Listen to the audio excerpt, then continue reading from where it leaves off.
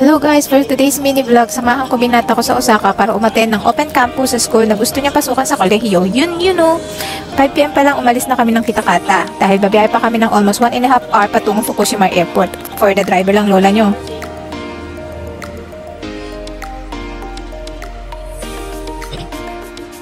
So, nakarating na nga kami dito sa airport dahil isang gabi lang naman kami sa Osaka at wala namang bayad sa parking. Hindi na kami nagpatid sa asawa ko at pinagamit na lang niyang car niya para mas magtipid sa gasolina. Uy, nagpo-report.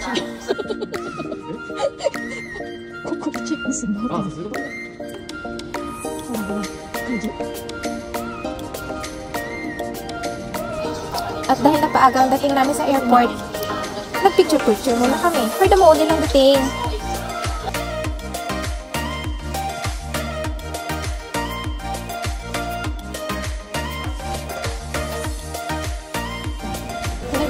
After 1 hour sa Himpapawid, touchdown Osaka, yes naman!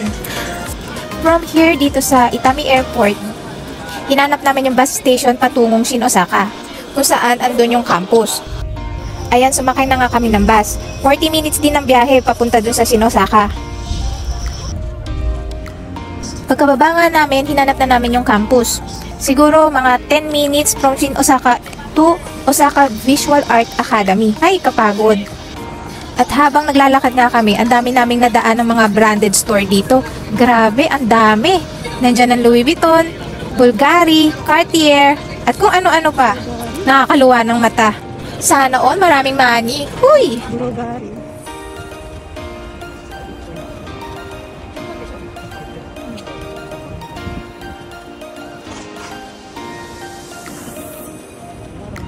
At dahil nga taga-bundok kami, na-amaze kami sa mga matataas na building.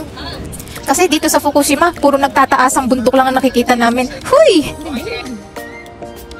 After 10 minutes ng paglalakad at paghahanap ng campus, natagpuan din namin siya. Hay, sa wakas! Teka, ano nga ba yung open campus? Yun yung entrance exam, tour sa school facilities, briefing, and interview sa mga new upcoming college students. Yun! Dahil gusto niya maging writer, tinuturuan siya kung paano maglagay ng story sa isang picture or poster.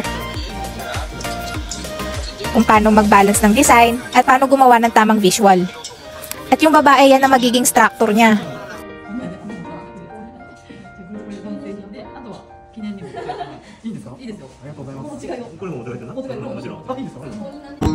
After ng open campus, hindi namin palalagpasin dumaan dito sa Dotonbori. Ang super sikat na puntahan ng mga turista dito sa Osaka. Kaya nagpiling turista na din kami. Huy! At syempre, nagpa-picture din ako dito sa iconic Glico billboard. Naglakad-lakad na nga kami para maghanap ng pwede naming kainan. Maraming pwede mong pagpilian dito. Nandito ang takoyaki, okonomiyaki, na yume or famous dito sa Osaka. Nakita nyo ba yung alimasag na yan? Hindi kami dyan kumain. Ang mahal dyan. Grabe. Hanap kami ng hanap kung saan kami kakain. Pili din kami ng pili kung anong kakainin namin. Sa lugar naman na gusto namin puntahan or kainan, ang haba naman ng pila. Hindi naman kami makapaghintay dahil gutom na kami. Kaya naglakad-lakad pa uli kami hanggang doon sa dulo.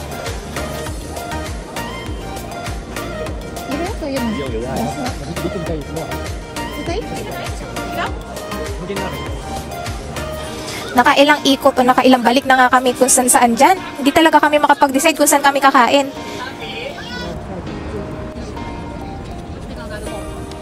Hanggang sa nakarating na nga kami dito sa parang pachinko ba to? O kung ano-ano bang meron dito?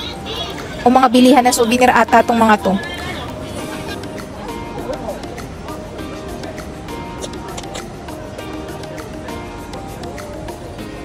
Kakapili at kakahanap namin ng gusto naming kainan. Ang nangyari, nauwi rin kami sa take-out.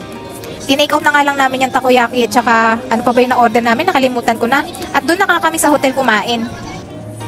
Tsaka habang padilim ng padilim, mas lalong dumadami ang tao. Ang hirap na maglakad, siksikan na.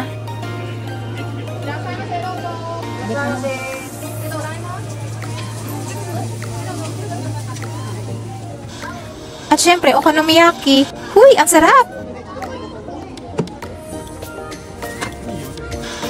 At habang paalis na nga kami para pumunta ng hotel, nadaanan namin doon nagpe-perform. Lumabas kaya to sa video ng Team Payaman. Kaya hindi ko na rin pinalampas, pinanood ko na rin kahit konti.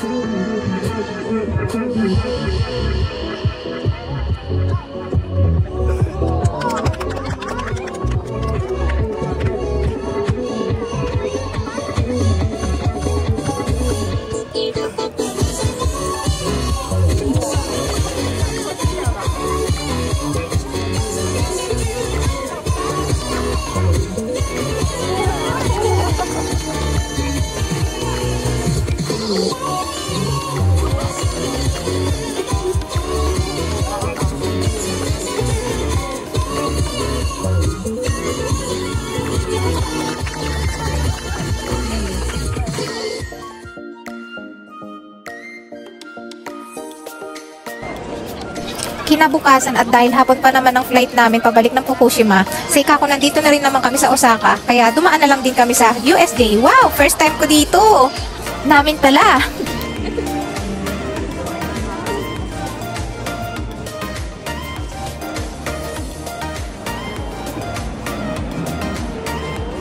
Since late na kami nakapag-yuya ako ng ticket, kaya hindi na kami nakabili ng Fast Express ba tawag doon o Express Pass. Basta yun na yun.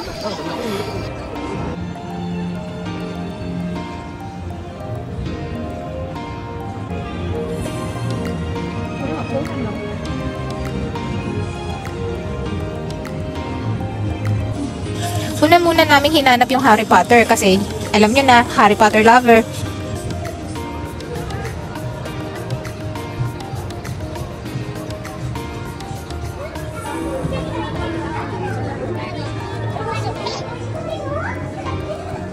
Natagpuan na nga namin yung Hogwarts.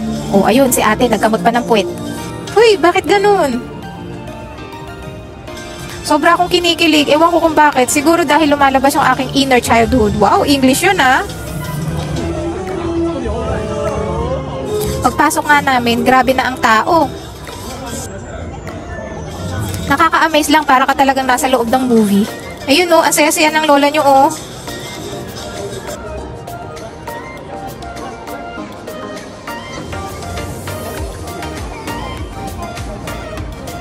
Tapos nakita nga namin tong unang store. Kaya syempre, pumasok muna kami para magtingin-tingin ng Magic Wand. Itong si Yuta, kanina pa siya dyan, paikot-ikot, naghahanap kung ano mabibili niya.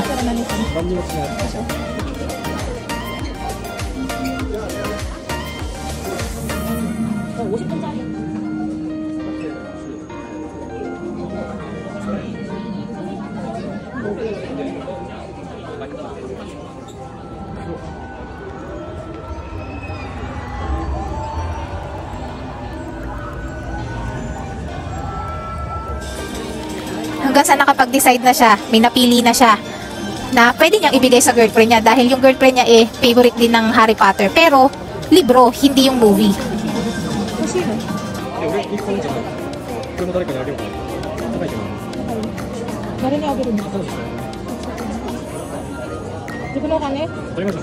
Take note, sarili niyang pera yan.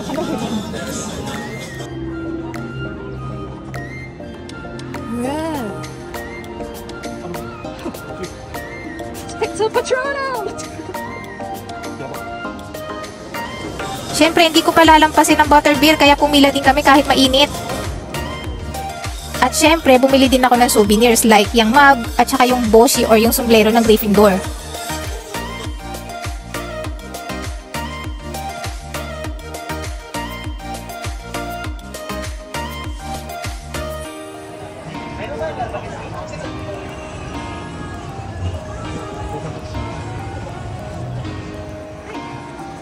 Ngayon naman, hinanap namin yung Minions. Lakad na naman. Uy, ang sakit na ng paa ko. Pero worth it.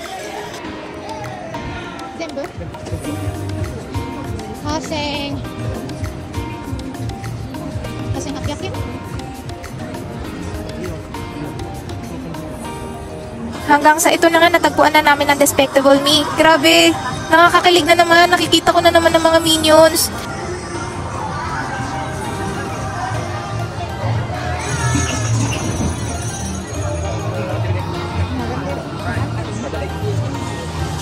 At dito sa store na to, dito ang dami kong nabili. Grabe, butas ang bulsa ng lola nyo. Huy!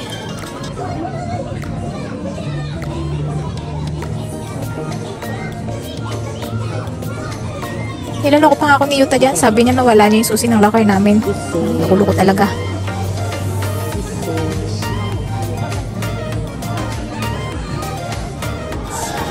After namin sa Minions, dumaan din kami dito sa Jurassic Park.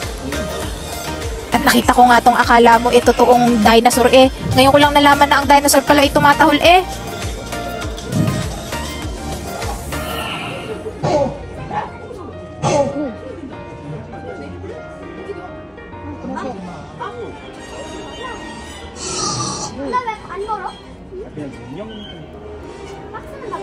At nakipagtitigan pa nga. Huy! At itong si Yuta, ito ba naman ang nagustuhan? Kaya rami-raming pwedeng piliin. Yan ang napili. Talaga naman batang tuo.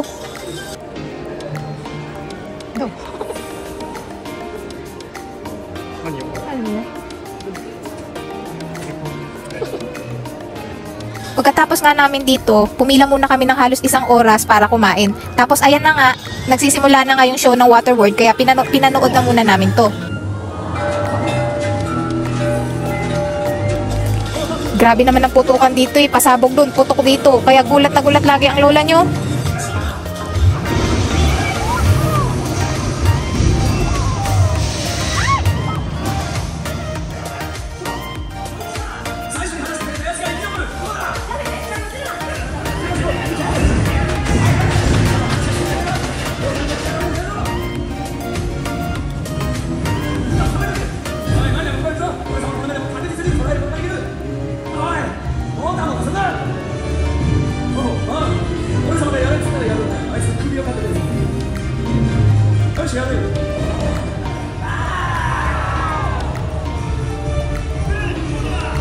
Tinapos nga lang namin tong show na to, then after noon, lumabas na din kami.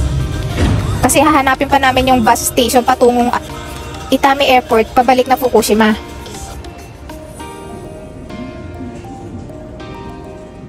So, nandito na nga kami sa Itami Airport. Hinihintay na lang namin mag-check-in.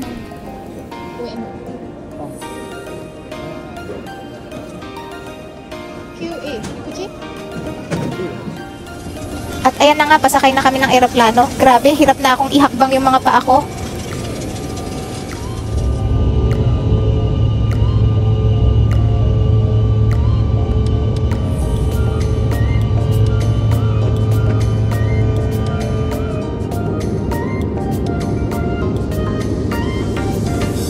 At habang nasa Himpapawid nga kami, hindi ko na-expect na makikita ko ang Fuji-san.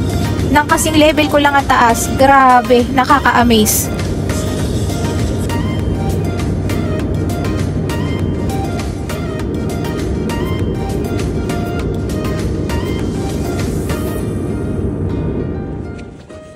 At eto nga, nakabalik na kami sa Fukushima. Palabas na kami ng airport niyan.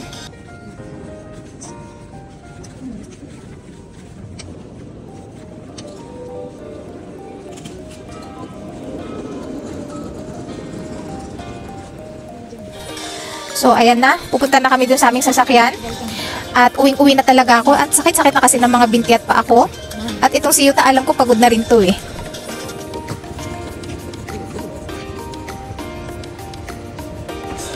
Kaya dito ko natatapusin tong aking mini vlog. Salamat sa mga nanood. At see you on my next mini vlog. Bye!